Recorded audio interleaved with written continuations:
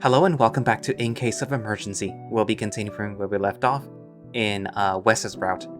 And last we saw, Kieran had a little conversation with Wes about his past, and that kind of stopped anything from happening. And they were also in the middle of having to solve an attempted murder mystery, and it turns out that somebody inadvertently caused the father or patriarch, I guess you could say, of a family to fall into a coma by removing a ring that provided them with protection. So after the ring was returned, I guess everything was better, and we now get to see the consequence of our actions as we continue the story. And if I am not mistaken, this is the second to the last update. So in June, we actually get the final update of the story. And obviously it is a little shorter compared to most everything everyone writes. But honestly, if I'm being completely honest, that's actually good, because I kind of feel that most stories just drag on. Like, you could cut a lot of content from most stories and, you could still have a very good thing. But anyways, who am I to speak? I'm not a visual novel writer. I just read for fun. But anyways, well, let's continue and see what happens with Wes and Kieran and the rest of the other cast members who are there, I guess.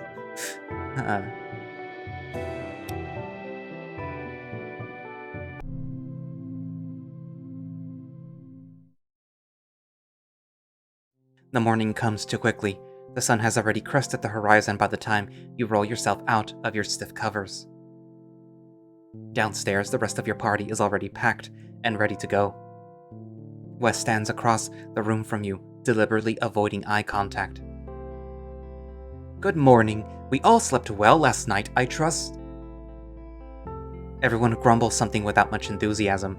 You're running on hour 24 of a road trip, when most of the initial novelty has already worn off, and now you're trapped in a car with people you're not sure you ever liked in the first place. Luke adjusts his arms, where you spot a book tucked under it. He must have found something last night. As you head out into the city, you see that the bridge that runs over the river has been lowered since last night. A line of merchants has already formed. People jostle to get their goods moving out of the city and back onto the road. You wonder if they know about the impending apocalypse. The five of you come to a standstill at the very back of the line out of the city. Remus sighs as he surveys the wagons towering with sacks and crates. I don't like doing this. He straightens, rolling his shoulders back as he reaches for his crown and gently lifts it from his head. Ahem. The heads of the crowd turn in unison, and a murmur begins to rise from the crowd. The king! What is he doing here? One man gets to his knees and fully prostrates himself. Remus jerks his head towards the other end of the bridge, motioning for the party to follow him. He slips easily through the crowd, the people parting around him like water. Excuse us? You make short work of the bridge until you escape back onto the dirt road. Ahead of you lies a wooded valley, and past it, the slate-gray outline of a mountain range on the horizon. Grim Mountain, we make for a mouth that leads to the caves inside. The heart lies in the mountain's center. Thanks to your work last night, we can circumvent our former obstacles entirely. It's just through this forest now. Let us make haste. We may yet be early to the end of the world. Remus marches down the dirt road with a pep in his step, having apparently recovered from his disappointment from earlier. Luke gives you an amused look, like he's the one actually babysitting you all. In the forest, the thick trunks of moss-covered trees stretch towards the sky like fingers from the earth. The air is cool in the shade. The ground smells of fresh leaves and damp dirt. Your family used to go on hikes when you were a kid, not so much after Mom and Dad separated. So, Anyone know any games to play? What? Like icebreakers? We already know each other. I have a song we can sing. If it starts with a number and rhymes with lots of beer on the wall, I prefer not to.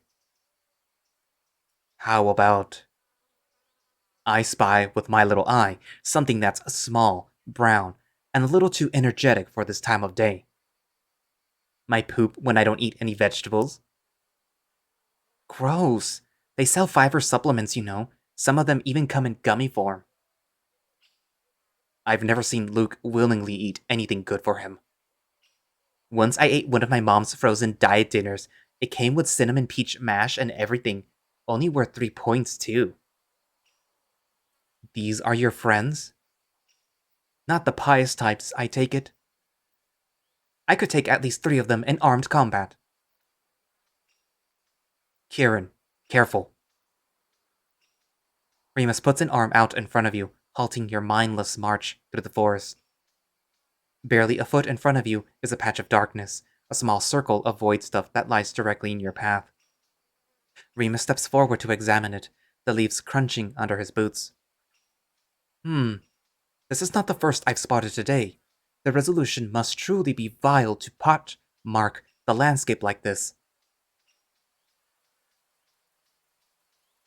Put your hand in it.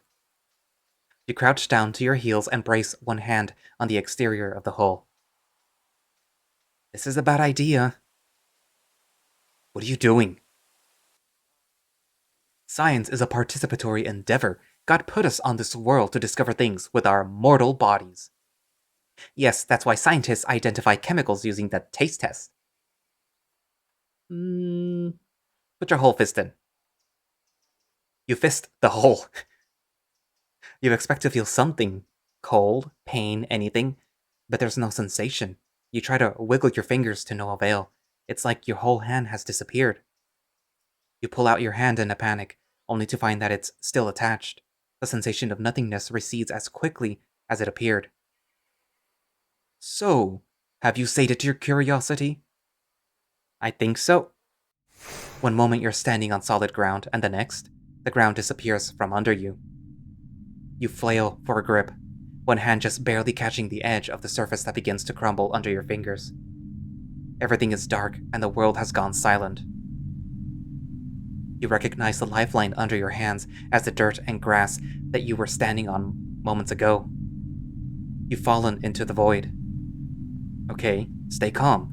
You know that you're still anchored to the world above by your grip. You're still alive for now.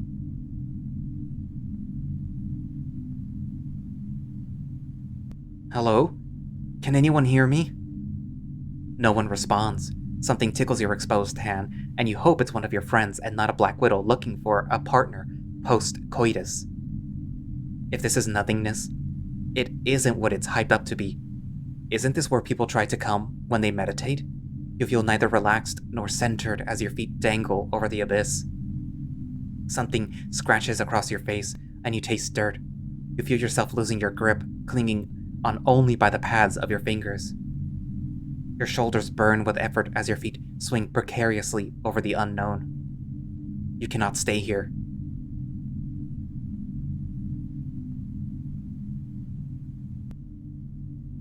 What? You brought something into this world, and you lost it in the void. The dick. The dildo that was supposed to be my class project. That was an accident, I swear. You must find your lost pride and go home, yet something tethers you to this place. Your sword hums against your thigh, vibrating in its scabbard. You carry an item forged by the crown. Something pulls at you, like a child tugging on their parent's pant leg. You hear, in the distance, sounds, voices, laughter, and cars? The sound of a city, but it's as though the sound is being pulled from your ears rather than entering them. You cannot hold on any longer. Your fingers slip from the edge, and unmoored from your anchor, you feel your stomach lurch for a moment in freefall. Until something grasps your forearms, hard, and yanks you upwards. Your head breaches the cool forest air of Peregrine, and your feet scramble against the dry leaves and twigs to regain your footing. Slipping forward, you nearly crash into the person pulling you up. Oof! Wes catches you against his torso, steadying you with his 2 hands on your shoulders. Thanks? You try to stand on your own, embarrassed by this physical closeness, but your legs won't obey. When you nearly slump to the ground, Wes helps you sling an arm around his shoulder. Careful. You're still breathing hard, shaken up from your experience. What happened down there? Nothing? Just nothing. It was dark and I couldn't see anything. That's concerning. The group keeps walking, the mood noticeably more somber than before. No one knows quite how to broach the conversation, so no one does. You don't fault them. You've hardly even processed it. Maybe you were just imagining things. You fall into the lull of a hike, each foot stepping in front of the other without much thought. You wonder if Remus was right, and the bridge back in Convivience had stolen your adventure. This feels less like the Fellowship, and more like an awkward hiking trip that's picked up strays. Before you know it, the sun is setting, and the night air is turning chilly. The mountains once on the horizon are now the sloped hills below your feet. We should think about setting up camp. I call making the fire. That's not fair. That's easy for you. What can I say? I know my strengths. Wes's shield can provide the dish when we eat family style, and you can... Luke makes a vague gesture with his hands. You can do everything else, since you like to pull more than your weight for some reason. It's the closest thing to an olive branch you imagine you'll ever see out of Luke. As you set up a place to sleep for the night, Luke does help out. You all share from your packs a handful of dried meats and nuts. It's not the most exciting thing in the world, but it's filling after a long day of walking. Wes disappears to follow the sound of a creek, and Cedric goes to sit by the fire. Luke plops himself in the corner of the camp, poring over his book. You finally have a chance to catch your breath. The past few days have gone by in a blur. Under most circumstances, the exhaustion would be getting to you, but here, you feel stronger than usual. There's only one thing that's been bothering you down here. Your eyes trail towards the bushes where Wes disappeared into. But that has less to do with Peregrine and more to do with its outsiders. From across the camp, Remus pads over to you. I will scout for an entrance into the mountain's caves. Come find me after you have a chance to check in with your companions. He turns on his heels and walks away, towards the hills, leaving you and your companions alone.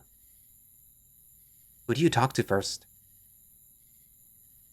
I know who I want to talk to first. You march deeper into the woods, foliage crunching under your feet. Wes has set up shop by a burbling creek. His pants are rolled up to his knees as he wades through the water, shield in hand. Hey, how's it going? Just cleaning my shield. It got dirty earlier in the scuffle. He frowns as he crunches lower to the water and scrubs at one particular square of dirt. It doesn't seem to come off, even as his forearm flexes with the effort. That's really in there. You might need soap for that. Wes turns to you and raises an eyebrow. Left my bar at home, sorry. It's fine. I'll get it eventually if I keep at it. He wets a corner of his shirt and wipes the spot in firm circles, like he's trying to remove a particularly tricky stain. Where his shirt lifts from his waistline, you get a view of a fuzzy stomach that contracts with the effort. It doesn't look like he's getting anywhere.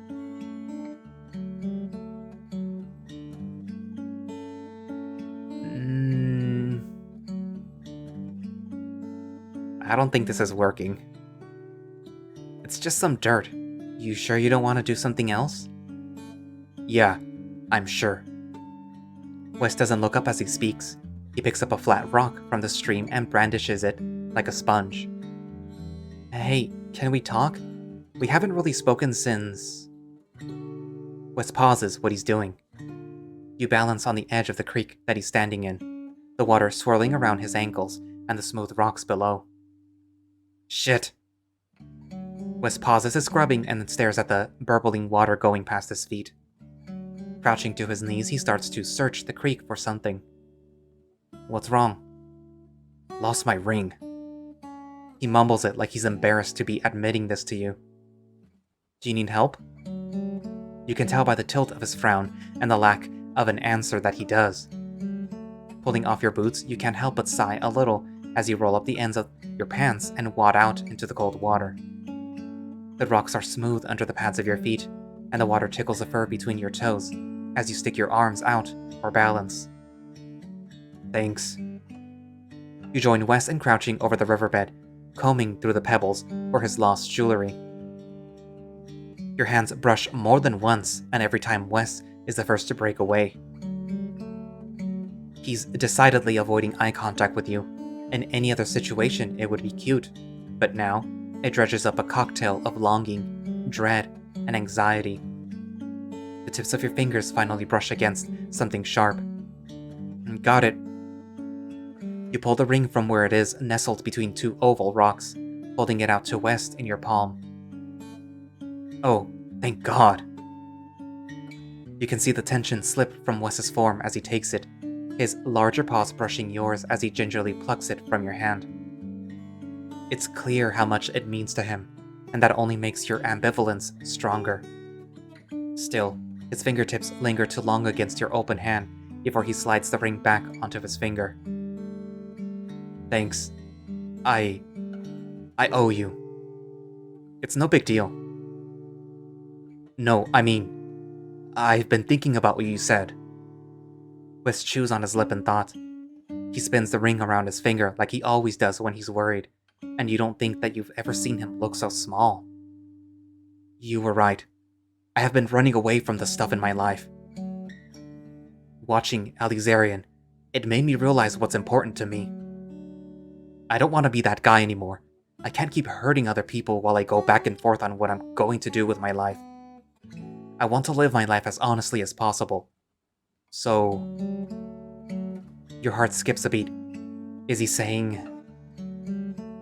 I'm going to take over my father's company. You feel your heart plummet, your emotions spilling everywhere like there's too much for your body to hold. No more one-night stands, and no more messing around with other people. I'm going to get married. Seeing Lord Basia almost die, I don't think I could stand on my father's deathbed knowing I threw away his legacy like that. That's what he took away from that incident? You must have missed a part of that parable.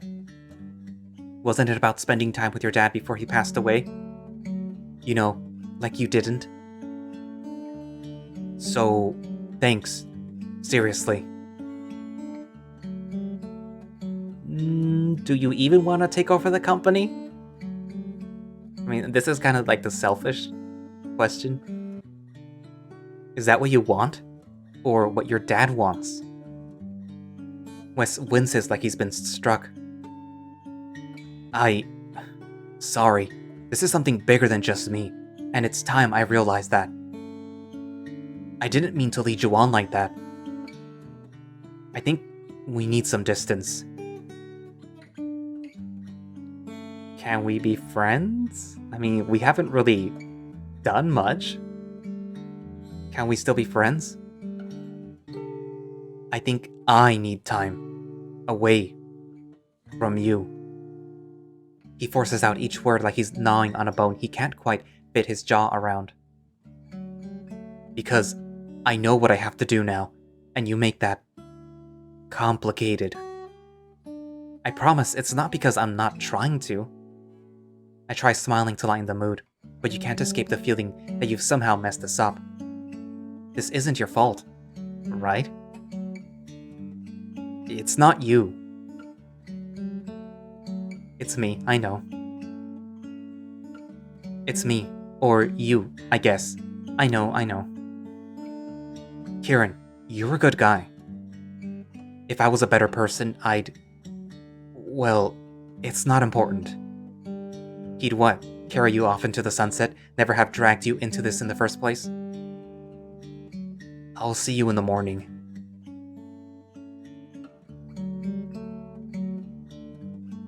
No good night kiss? Night. As you start your walk back to the main camp, you wonder if this is what you wanted in the first place. Maybe it doesn't matter if this is what Wes wants, but you're not even sure if this is what he really wants. You're not sure he even knows what he wants. And if you want him to do what he wants, where does that leave you? You don't know when it became so difficult to know these things. Who do you talk to next? Let's talk to Cedric. You settle across from Cedric by the campfire, where he's squatted on a turned-over log. He absently feeds the flames with twigs he pulls from the dry ground. You grab a handful of leaves, damp with condensation, and toss them into the fire, sending up a plume of smoke that makes you cough and hack. Right, wet leaves equals smoke. I forgot about that. They taught us that at overnight camp, remember? Did they? All I remember was being locked in this intense psychological warfare with a mosquito colony. You don't remember? After they told us about wet leaves causing smoke, you decided that you were going to smoke the mosquitoes out of the campsite. Huh. That does sound like me.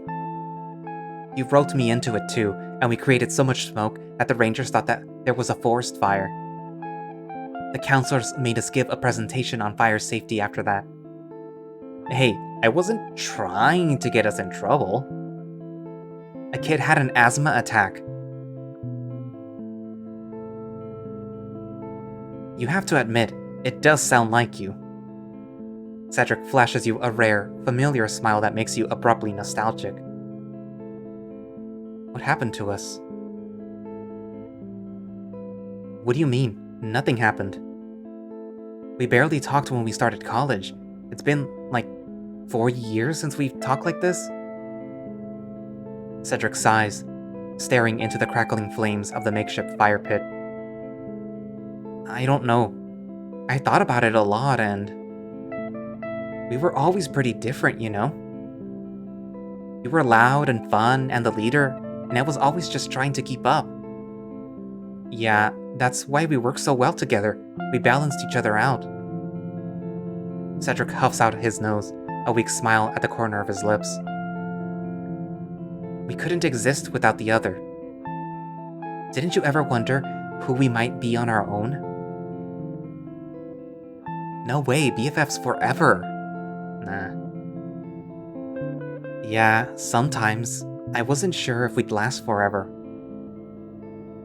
Like the time we fought over the best ABBA album. A rival, obviously. This isn't even a debate. I'm not even going to get into this with you. You lift your eyebrows at him, knowingly. Okay, you know it's visitors. You're just saying that to make me mad. You raise your hands in mock surrender. Okay.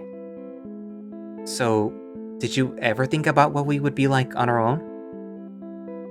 Yeah, actually, I thought about it a lot towards the end of high school. I thought college was going to be a fresh start for me, and it was. I found this secret world, I met all these other people. I got to be my own person, and I liked who that person was. I realized I didn't want to go back to who I used to be. Who he used to be, with you. It doesn't sting any less, but it has been 4 years. You can't deny that you've changed too. Besides, you have cool new friends and a purpose now. Sorry if I made things tense between us. I wasn't expecting you back in my life, and it felt like I was being pushed out of the one thing I had to myself. It's understandable. It's fine, man. I would have felt the same way. What happens now? I had been thinking, last night, when you told me to get rid of the Bossia sword. You were right. I had something in my life that was toxic, and no matter the nostalgia I had for it, I couldn't keep living with it. Maybe it's for the best that we keep our distance. If that's what you want. Whatever works for you. I'm okay with whatever. If that's how you feel, then okay. Cedric nods once in affirmation. Yeah. You sit in silence and stare at the fire between you two. Summer camp feels like a lifetime ago, like a story you heard rather than an experience you lived. So, I should get back to preparing for the final leg of our journey. Good luck, Kieran. You can take a hint. You trudge away from the campfire, feeling its flames licking at your back until the heat recedes. Who do you talk to next? What awkward conversation are we going to walk into next? Luke has set up in the corner of the camp, a gently floating ball of light hovering over his head like an anglerfish. He pores over a leather-bound book with his bangs falling in front of his eyes, mouth quirked in frustration. Hey, you found your magic book? Luke's brows immediately unfurls as you approach. Yeah, broke into a bookstore last night. Watch out, because there might be some cops on our trail. You what? Don't worry, man. There's no forensic teams or anything. It's a mystery how crime got solved at all back in the day. In a week or two, they'll burn an unmarried woman the town hates, maybe stone another to death, and then they'll all forget about it. Remind me why this book was worth stealing again? Well, it was supposed to contain the secrets of the universe. It was supposed to be magic mapped to an Excel sheet. I was going to use it to create a god mode shield. Nothing would be able to touch me. Do you need more armor? You're already wearing this. It's about the principle of the thing, man. If you know things, you can protect yourself. Magic is knowledge, which is power, which is also sex. Or was it the other way around? You've lost me. Don't worry about it. I think this book is a bust anyway. He slams the book closed, resting its spine in one palm. It's not what I was looking for, so the sooner we take care of all of this end-of-the-world stuff, the better. Are you disappointed? You don't seem thrilled about the book.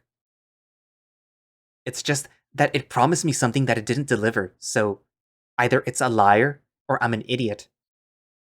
This energy feels unexpected coming from Luke. Are you feeling okay? It's just bullshit, that's all. I don't like the idea that this world might be. He searches for the right words, rolling his hand in a you-know motion. It might not make sense. Why does that bother you? Why is that important? Because fantasy isn't supposed to be like that. Listen, maybe the other guys get off on playing hero and going on adventures. I'd rather read a good encyclopedia. Even better if that encyclopedia comes with numbers. Seriously? That's your idea of fun? Hey man, I don't know how this chosen one stuff works, but there's a reason you don't see me waving around a big penis. Or a big, flat, circular penis that deflects other penises. Are we talking about shields or vaginas? We're definitely talking about penises. The point is that my dick is in my brain, not my hands, and I like it better that way. I like knowing what's going to happen if I do this versus if I do that.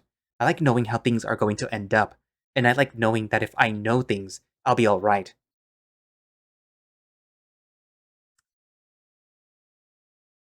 For the first time, I actually feel Luke. Keep at it then. No. If I say that's not realistic, then that's like a dig at me. At myself. That's not realistic. Okay, I get what you're saying, but isn't that irrational? It's impossible to always know enough to avoid getting hurt. Maybe that's the real lesson of your book? Not the real magic was the friends we made along the way. Dang, and I was so close too. You raise an eyebrow at his sarcasm, and he huffs begrudgingly. There's no bite to his bark when he rolls his eyes and dismisses you. Yeah, maybe. We'll see. I guess I'll go hit my head against some rocks then, or whatever it is normal people do. Catch you later, Kieran. He waves you off, but to his credit, he doesn't immediately go back to perusing his book. You decide to leave him be for the time being. You hope he figures it out. Who do you talk to next? The only person that's left. Kieran, it is good to see you here. Will you join me in scouting this cave? I could use an extra hand. Let me know when you are ready to leave. I mean, I already talked to everyone, so... Lead the way. You nod and fall into step behind him. Remus takes the lead, cape fluttering behind him as he pads into the cave's entrance. Inside, the stone of the cavern walls radiate cold. The air is damp, and the smell of paracord fills your nose. The stalagmites cast black, spire-like shadows that stretch across the floor, reaching for your feet like you imagine the monsters under your bed might. Whoa, are these crystals? Offshoots of the heart at the mountain's center. You might compare them to veins or arteries. You've been here before? Yes, I have. Multiple times, in fact. His expression goes dark as he seems to recall something. I find that history has a tendency to repeat itself. Today, we'll use that fact to our advantage. Repeat itself? How long is the history of this place? The history of Peregrine? Very long, of course. There are centuries to it. He scratches his chin with a clawed finger as he mutters to himself. But relative to our own existence, it has been around an eternity. Plenty of time to grasp the cycles the world goes through. Cycles? Cycles such as the beginning and the end of things. The world threatens to end, and we are to give it a new lease on life. That doesn't sound easy. Not at all, Remus opens his mouth to respond, but the walls begin to rumble around you. The shadows of the ground grow larger, reaching towards you until you realize that they're not shadows at all. It's... Void! Run! Remus nods towards a dark corridor in the side of the cavern, ushering you forward. This way! You feel the entire mountain sway back and forth as you leap over a strip of shadow, tendrils snaking across the floor. Your knees protest as you land with each step on the stone floor, forced to lift your feet as soon as you hit the surface. There's no time to catch your breath. A pebble bounces off of your forehead, then another. A crack spiderwebs across the ceiling above you, and you realize that you have mere seconds before it collapses on top of you. Hurry! With a final burst of energy, you push yourself the only way that you can go, forward, rounding a corner as you hear rocks striking ground behind you. Shit! You dive for the earth, coughing as the dust rises around you in clouds. Your joints are scraped, your clothing is scuffed, and you're sure you twisted your ankle at one point. It pulses painfully when you try to put your weight on it. But most importantly, you're alive. Behind you, a cave-in blocks your exit. At least, there's no sign of the void here. Kieran, are you alright?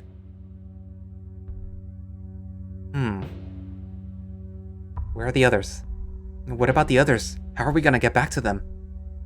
Remus gives you a cautious once-over.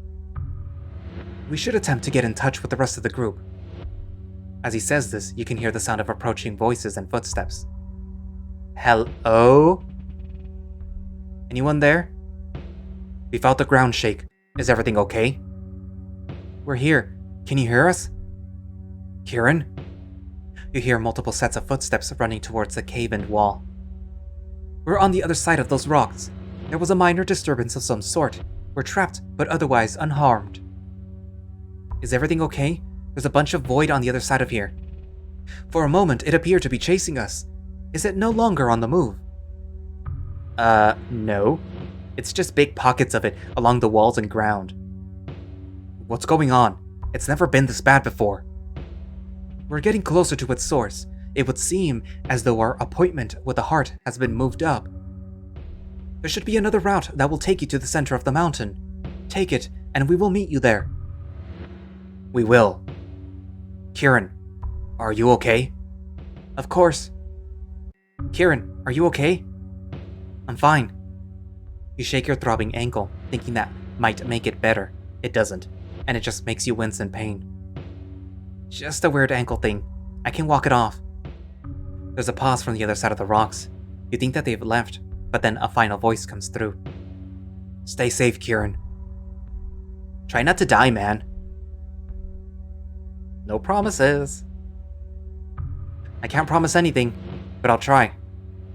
Eventually, you hear the sound of footsteps receding behind the rock wall. Remus nods in your direction. We should begin to move as well. Remus takes the lead again, and you trudge beside him, with your hands shoved in your pockets, favoring your good leg. Your heart is still racing from your close call, when Paw goes anxiously to the sword that hangs from your hip for comfort. The cool metal of its pommel reassures you. Well, with a sprained ankle and adrenaline pumping through your veins, at least you're off to a good start. The mountain is remarkably silent for the rest of your trek, but it seems too risky to even touch anything. What if you set something off again, and then you're trapped down here forever? Without the sky above you, it's hard to measure the passage of time. The same softly glowing crystals and smooth, weathered walls of rock pass you by every minute. You're not sure if you've been walking for 3 minutes or 30.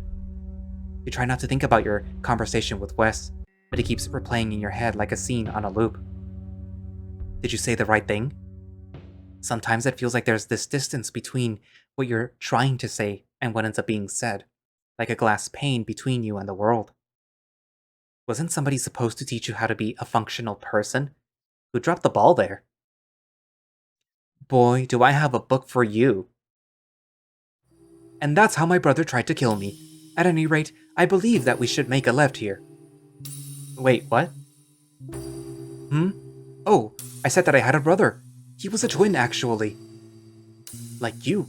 He was a college man himself. Right. But what about after that? After university? I'm not sure he left.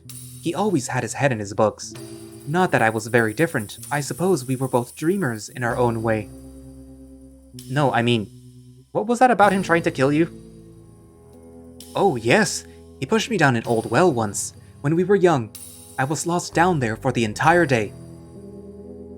It was quite terrible, really. Cold, damp, and dark. I thought I might never find my way out.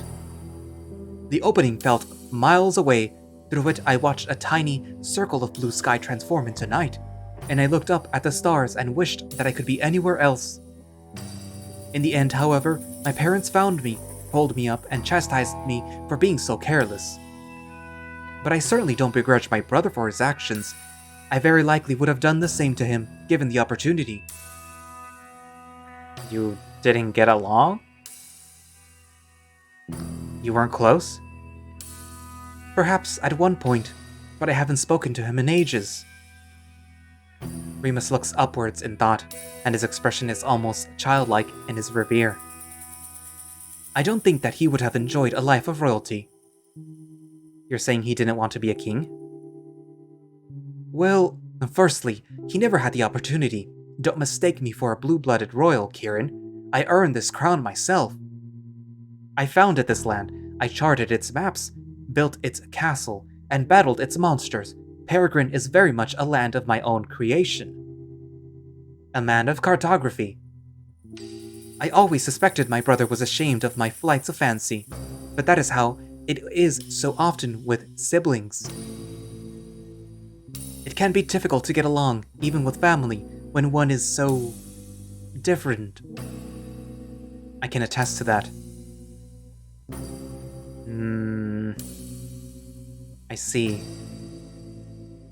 I can imagine. Family's not easy. You wonder what Kira's doing. Isn't her wedding coming up? You haven't talked to her all week. Weren't you supposed to help arrange catering or something?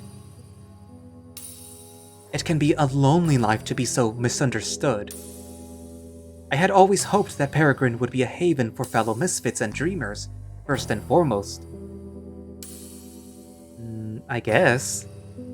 You reflect on some of the conversations you've had recently here, and quite honestly, you're not sure. Maybe. I don't know. It is a rare gift you have, Kieran. Not everyone can claim to have a destiny like you do. Some of us are fortunate enough to have callings and passions, yes, but this is a world where your essence is vital to its continued existence. Can you say the same of anywhere else? You think on this for a moment. It's true. There's nowhere else your disappearance would matter as much. A rumble from above intercepts your train of thought, reminding you that you're not out of danger quite yet. Come, let us make haste. After what feels like another mile of walking, it's becoming clear that your ankle isn't getting any better. It's starting to feel hot and swollen under your boots, and you're visibly limping now. Remus stops in his tracks when he notices. Kieran, you're hurt. It's in God's hands now. No. What? Oh, yeah, I am. We should stop. I have bandages in my pack. You try to protest, but Remus won't hear any of it. As your king, I order you to rest. Remus leads you to a large boulder, where you reluctantly sit, shifting your weight onto one foot. Take off your boots. It doesn't take long for you to unstrap your footwear, while Remus produces a roll of bandages from his pack. I feel like we're wasting time. It's not that big of a deal, really. Then you underestimate your value. Remus unfurls the bandages with practiced precision. With a few motions, he wraps the strip of cloth around the arch of your foot, pulling it taut with his hands. I don't feel very valuable like this. Remus chuckles as you swing your bandaged leg for emphasis. Stay still. You obediently stop moving, letting him wrap the bandage around the rest of your ankle. Have you done this before? I've picked up many talents over the years. A little first aid is among the most mundane. How does a king learn to do all this? The same way he learns to plant a garden, to manage the needs of an entire land, to greet the latest round of heroes to the realm. Time. You're never sure if you're wanting for more time or less.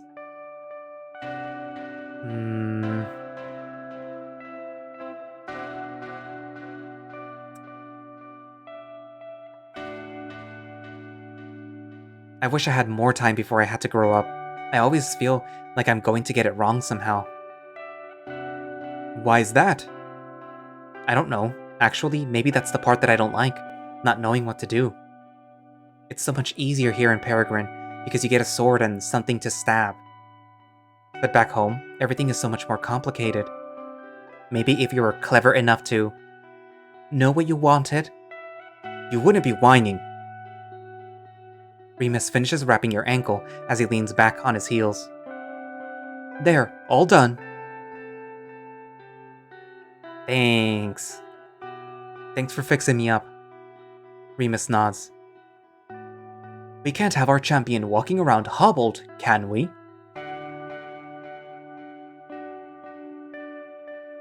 Renewed by your short rest, the two of you trek towards the heart of the mountain with a newfound vigor. Remus doesn't talk much, but he's neither cold nor callous. He must be feeling the nerves as much as you are. Eventually, the ceiling above your heads grows taller and wider, until you step into a ballroom-sized cavern. The ceiling is so high that you can barely see where it ends. You've made it. The Heart of Peregrine pulses before you. Its blue crystalline structure lies suspended over a pit of void, held in place by strands of sinew as delicate as glass. The cool light in its center pulses like a live heart. Just below it, a narrow strip of stone cuts through the pit like the needle of a compass. As you step into the room, the crystals embedded on the walls are brightened at once. Your sword hums with the same resonance, producing a harmony that you can feel reverberate in your bones. It knows that we are here. We must act quickly. What about the others? Remus glances at you almost apologetically. You realize something you think, in retrospect, you've known this whole time. They will make it in their own time. For now, only your presence will suffice. This has been waiting for you, and you alone. So I just need to kill this thing and everything will go back to normal? Indeed. What you see before you is the Heart of Peregrine. It is the loom on which the world is spun.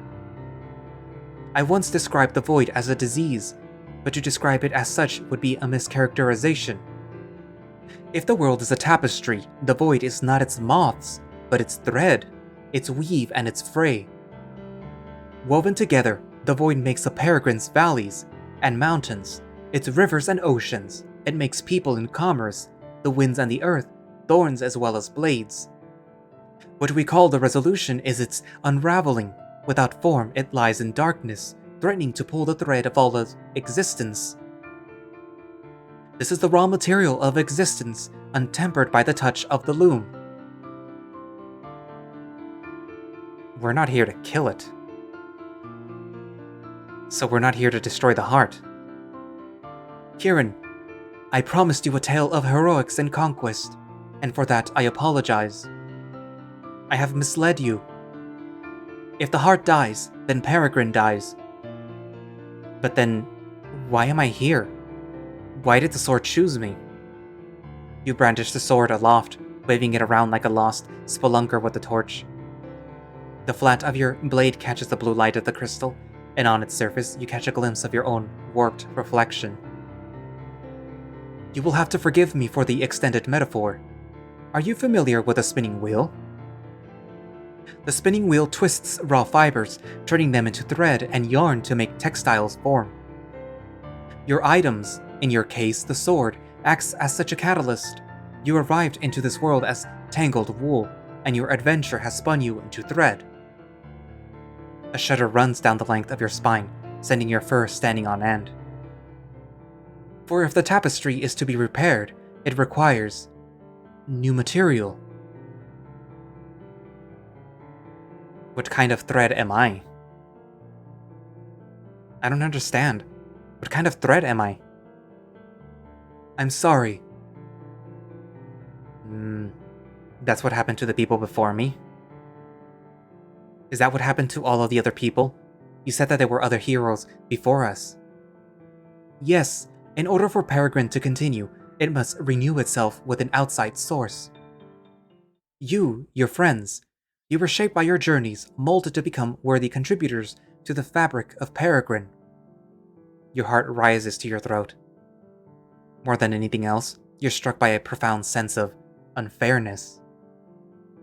We barely even had an adventure. I didn't even get to go on a proper adventure. Remus's eyebrows furrow. Yes, that is true. The bridge was an unexpected development, allowing us to circumvent many parts of the traditional journey. Still, this isn't a rebirth. You're creating something new. So am I actually ready? So maybe I'm not actually prepared to repair this place. I need more time. I can't go yet. You're not actually resetting the world. You said it yourself. Peregrine needs a new thread every time. Every time you fix it, it comes out a little different than before. How many planks of a ship can be replaced before it is no longer Theseus? Remus takes a step forward, forcing you closer towards the edge of the void. Your pulse races as you scan your surroundings. You think you hear footsteps coming down the hall. Back up. You just need to stall until your friends get here. I don't know. How many planks can be replaced before it is no longer the same ship? What if I'm the last plank? Remus closes his eyes and heaves a heavy sigh. When he opens them again, he speaks fondly, like he's recalling a familiar memory. Once upon a time, there was a young man. He was much like you, with few friends but a rich inner world. Others never seemed quite sure what to make of him. One day, his brother pushed him down a well. Buried in the wet silt, he found something he could not believe. A golden circlet, muddy but intricately engraved. Placing the crown upon his head, he discovered that it fit him perfectly. A new world was unveiled for him, one spun from his deepest fantasies. It was everything that he had ever dreamed. For years, the world nurtured him, sustained him. It gave him everything he wanted, responded to his desires, and kept him in a state of bliss. But such a world could not last. It was not designed to sustain a single dream for so long. The world needed new blood, new thread for its loom. Remus takes another step forward. Instinctively, you draw your sword, but Remus doesn't flinch. You steal a glance behind you, looking out over the expanse of void. You're quickly approaching. Your heart beats rapidly in your chest as you realize you're running out of time.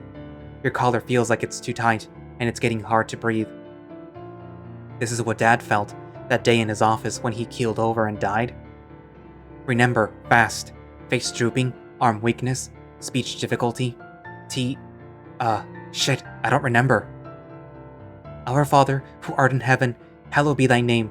Thy kingdom come, thy will be done, on earth as it is in heaven.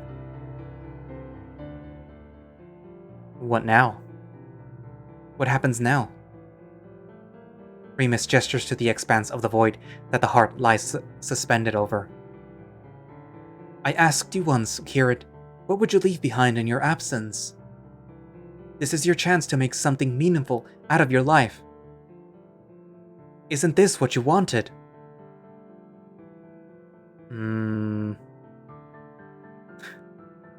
Nah, I'm not gonna sacrifice myself. You know what? Fuck you. You turn so that your back is to the pit, and you're face to face with Remus. You sheath your sword and begin to search for something in your pockets.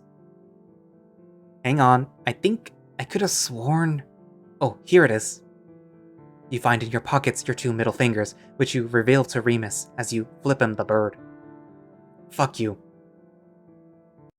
You walk backwards into the void with your fingers still extended, spiraling into freefall as the darkness overtakes you. Before the void swallows you whole, you hear the sound of boot heels racing against the stone. Someone calls your name in the distance. Kieran!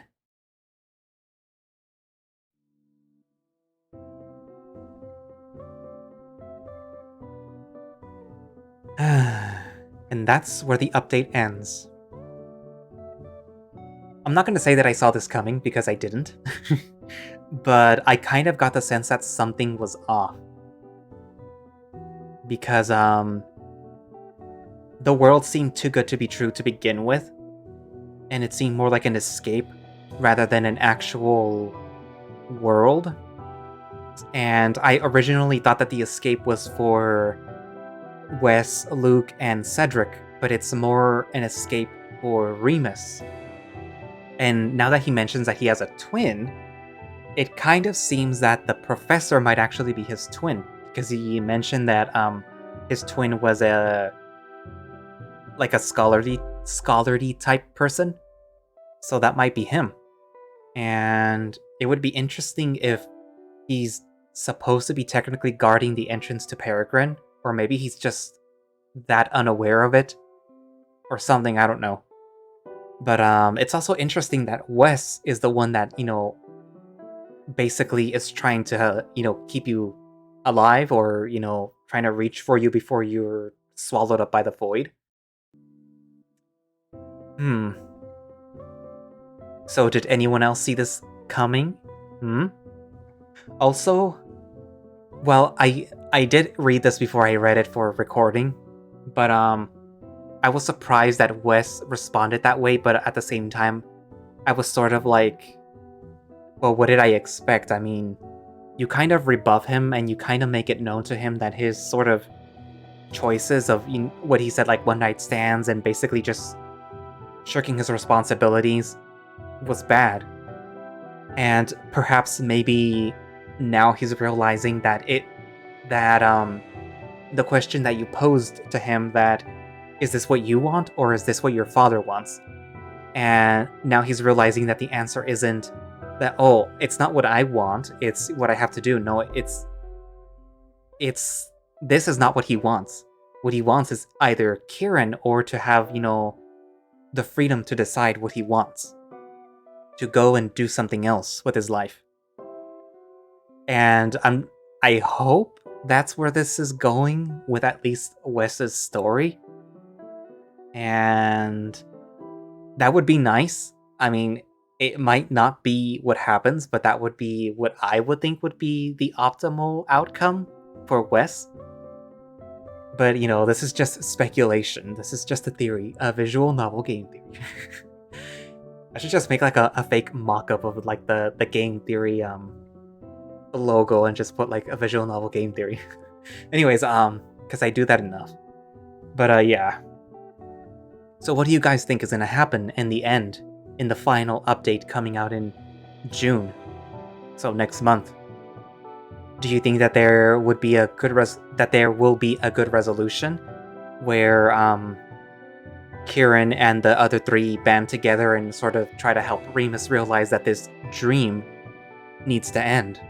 Or perhaps they will have to fight Remus, to get him to stop and, just end it. Or maybe they'll just push Remus into the void. If you want the dream to continue so badly, then why don't you jump in? I mean, that is kind of what should happen, right? It also kind of reminds me of, like, have any of you played Final Fantasy X? Where, this is spoilers for Final Fantasy X. If you haven't played it, then just ignore me. I'll probably try to put, like, a little chapter break. But, yeah. So in Final Fantasy X, there is what's known as the Faith. And later on, towards the end of the story, you find out that the Faith are actually people from a dead city, basically, which is like the last point of the story that you go visit, or the second to the last point, actually.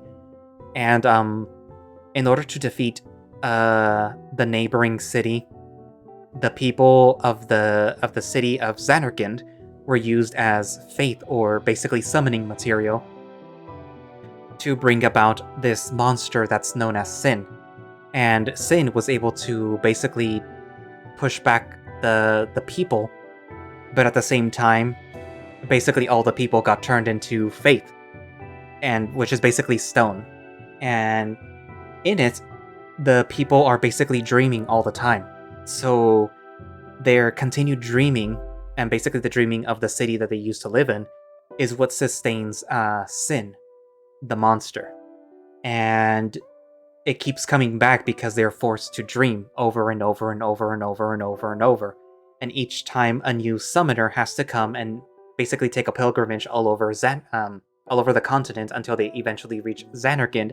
They learn the truth, and then they have to sacrifice one of their partners, who becomes their ultimate Aeon, which is a summon.